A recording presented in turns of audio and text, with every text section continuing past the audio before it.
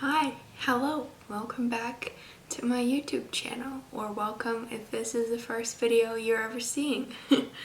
I have prepared for this video in no way, shape, or form, and I can't believe I'm actually saying these words out loud, but in September I am moving from Toronto to London, England. Like, wow, it's just still really doesn't feel real to me. And when you're in Ontario, you'd have to make the London, England distinction because there is also a London, Ontario, which is a pretty big city here. So yeah, and also one of my sisters goes to school in the Ontario, London, so it is a little bit confusing. But anyways, I am moving from Canada to England in around a month-ish, which is starting to get a little terrifying. I've never lived out of the country before. I've never even lived like more than an hour and a half away from home, because the city I moved to from university was like an hour and a half drive-ish. So yeah, I'm moving across the world to do my master's, which is also kind of insane that I'm doing a master's. When I was in undergrad, I maintained through the whole time, I'm like, you know what, after this, I'm done. There's no way I'm ever gonna do a master's. I also didn't think I was a good enough student to do a master's. Like, I barely made it through like undergrad, let alone, like, I was not thinking about continuing education at all. But somehow, here we are, and I guess I'm gonna talk a little bit about that. So we'll just, I guess, start from the very beginning. Go back to last fall, probably around November-ish. I had just got back, like, not that long ago, from spending a good chunk of the fall in the wilderness in northern Ontario, hiding away from COVID and life in general, because I had graduated in the spring of 2020. And my plan originally was to take a gap year and travel and figure out what the heck I wanted to do with my life, because I didn't know at that point. To an extent, I still don't know, but anyways. Yeah, and then, you know, the good old COVID happened, and obviously that plan went out the window real fast.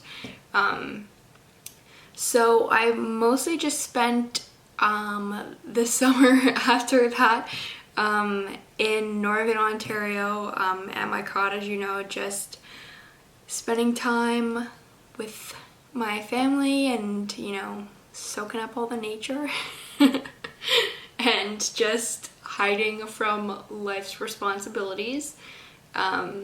But then when I got back in the fall and I was, you know, going to be spending the entire winter living at home, and I didn't have any plans, I kind of just was like, you know what, let's just explore some options. I had been applying for jobs, and I mean, that was kind of a joke because who was going to hire an English major in general, let alone during pandemic times.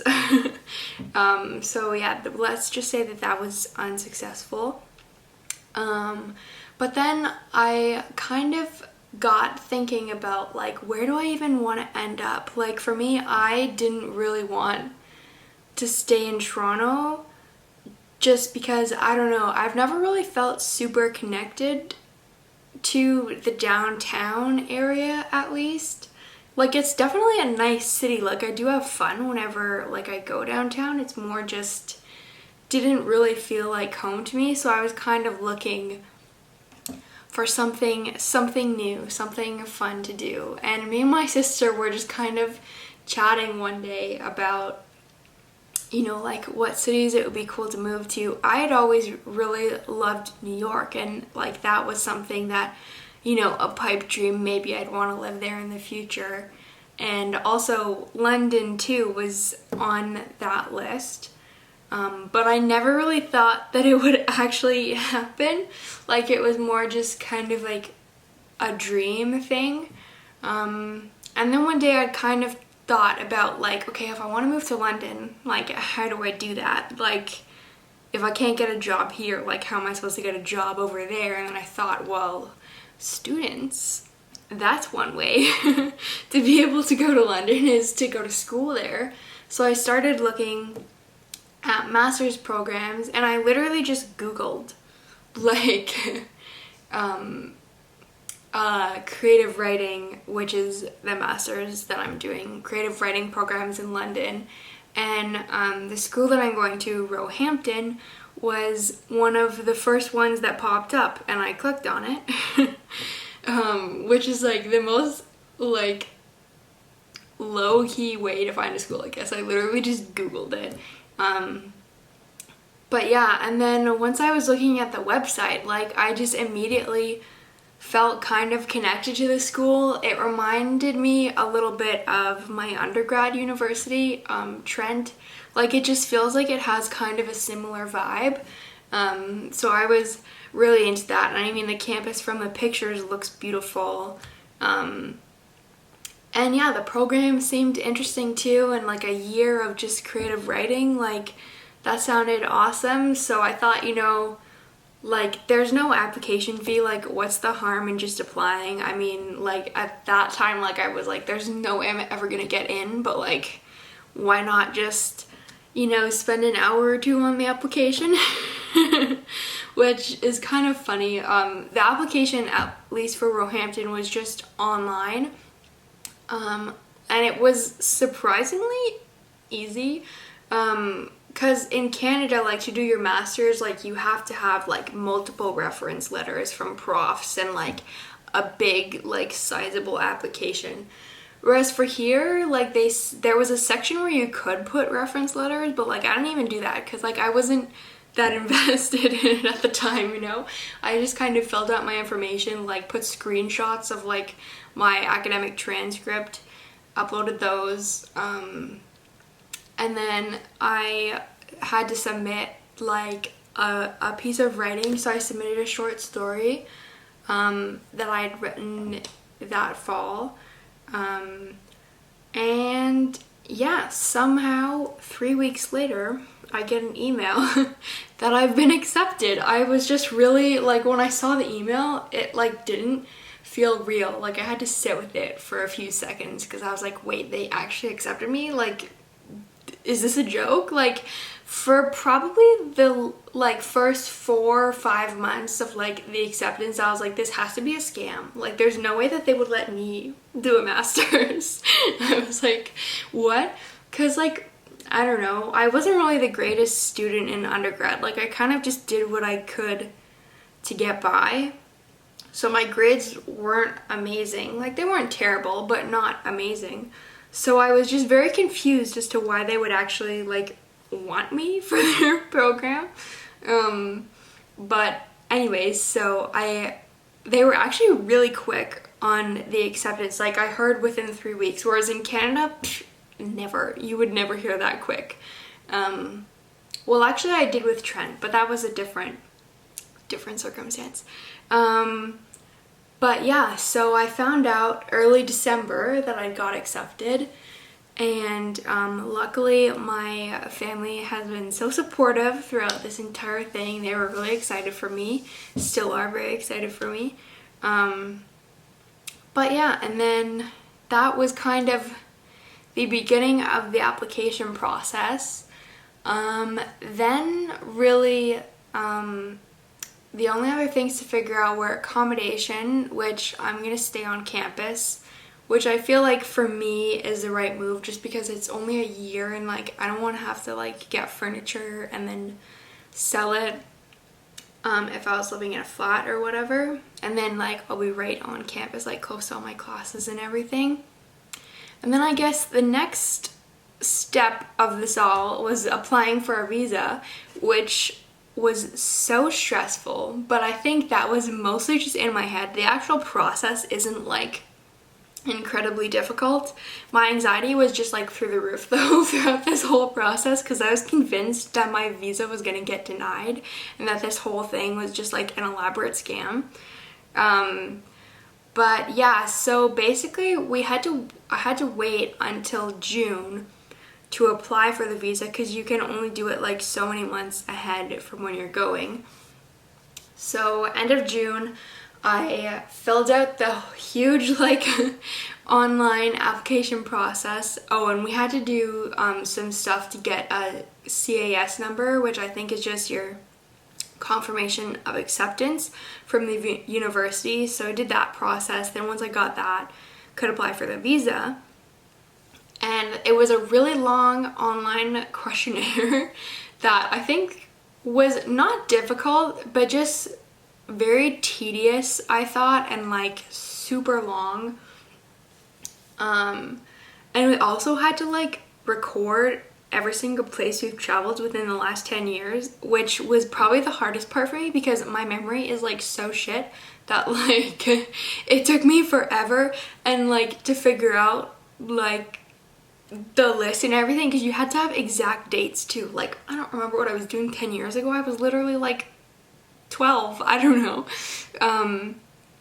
But yeah, so that was a little tough. And then after that, it was really just a waiting game, because I sent in my application and then I had to book an appointment to do biometrics downtown, but they didn't have another appointment available for like a month.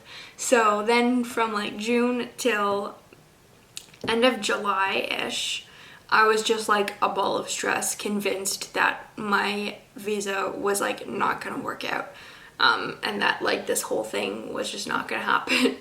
But then I went and did my biometrics, and I actually just found out yesterday that my visa had got approved, which is honestly one of the main reasons why I delayed doing this video, because I was like convinced that I was gonna get like denied and that like none of this would happen. But now that my visa has come through, it's obviously going to happen now, so I can talk about it, I guess. But then so after my appointment, I think my appointment was on like July 23rd, and I just found out on like my passport came back in the mail on August 9th, so like a couple weeks. But when I had my appointment, they told me it would be like probably around 4 weeks, so I was freaking out. I was like, oh my god, like I'm leaving it so late for when I have to leave. But anyways, it all worked out. My visa came through. I'm going to the UK. And I don't exactly know when I'm going yet because of the quarantining thing. I'm hoping that the quarantine rules for Canada in the UK will change soon, because I'm fully vaccinated. But the way that they are now, even though I'm fully vaccinated, like they're not recognizing Canada's vaccines, so I'd still have to quarantine for 10 days. But I'm hoping that in the next month they're gonna change that policy and that I won't have to quarantine. But if not, I might be have to go earlier than I planned, because I was planning on going September 21st because I can move in September 22nd. But that may have to be earlier if I have to quarantine for 11 days, so we'll see. That is kind of one of the stressors that is going on right now, at least, just constantly checking like the immigration website to see if there's been any updates. But yeah, other than that, I'm just super excited. I'm gonna be living in a flat with in like a single room and like a shared kitchen with my flatmates, who are all gonna be master's students. So that'll be nice. And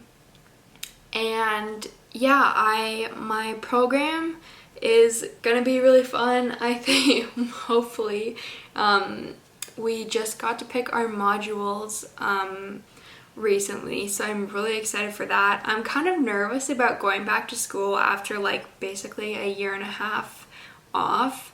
I think that'll definitely be a pretty big adjustment, and also UK school, it seems to be very different than Canadian school. And it's also like master's, like it's a higher education level than undergrad, so we'll see how that goes. Hopefully I don't fail, but but yeah, I'm just really excited to be moving to a new city, let alone one as infamous as London. And I mean, I'm not going to be right in central London, like I'll be in southwest London, but it looks like a really nice area. A little more chill than like right downtown, which I'm really happy about. But still being able to like do all of the central London stuff as well, because it's really close. And I mean, who knows, hopefully at some point in the year I'll be able to do some traveling like around the rest of England and the UK and Europe, because everything there is so close together. Like in Canada, everything is so spread out that like traveling is like a much bigger deal. Whereas over there, like it seems to be relatively cheap and easy. So it'd be nice if that could happen at some point. I mean, with COVID, I'm not sure. But yeah, I'm trying to think if I'm missing anything. I think the anxiety is starting to kick in a little bit. That it's like a month-ish away, maybe a little bit more depending on whether or not I have to quarantine. And yeah, moving across the world all by myself is a little bit daunting. So if this reaches anyone who has done anything similar, I would love to hear your advice, or if you have tips for me or just things about London, because I've actually only ever been there once, and it was 10 years ago. So which is kind of crazy. It was August, like end of August of 2011 that I was there last time, so it'll be kind of like right around the 10-year mark I'll be going back for the full year for living there, which is really insane. I'm super excited to be able to be in London, like the hub of the hub of England, and yeah, just really get to explore the literary scene over there, because I feel like we study some British literature, a lot of like the more classic stuff, so I'm really excited to see like what the contemporary literary scene is like over there. And yeah, just really get back into studying again. That'll be interesting. I was never the best student.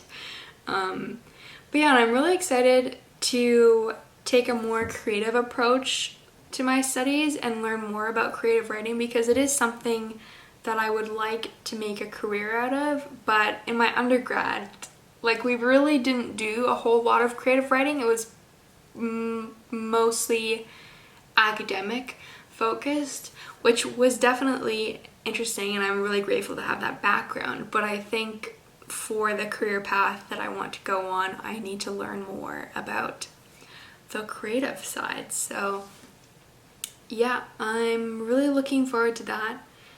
And I think I'm gonna wrap up this video. I think I've talked about everything. It's gonna be really interesting trying to pack all of my stuff into one suitcase, because I'm definitely a maximalist. I never pack lightly. So yeah, that'll be tough, but we'll see. If you made it to the end of this super long randomly video where I kind of talk about nothing, thank you. Thanks so much for watching. And I in an ideal world, I would love to make videos like while I'm in London and do like London content. I love watching those like vlogs from other people who have done similar things, but I don't know if I'm gonna have enough room in my suitcase to bring my camera, so yeah, not sure if that's gonna continue while I'm over there. If not, like, I might be able to record some stuff on my phone, because I really would like to document it, at least, you know, for me, like for my own memories. But yeah, not sure how possible that's gonna be, but we'll see. Anyways, stay tuned for more updates on this or just more book related content, and I will see you in my next video, hopefully. Bye!